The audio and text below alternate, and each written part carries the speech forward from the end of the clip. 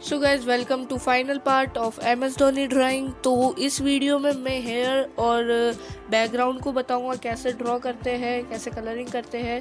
तो अगर आपने इससे पहले आउटलाइन ट्यूटोरियल और फेस शेडिंग नहीं देखा है तो मैंने डिस्क्रिप्शन के अंदर लिंक दे दी है, वहाँ से जाके आप देख सकते हो।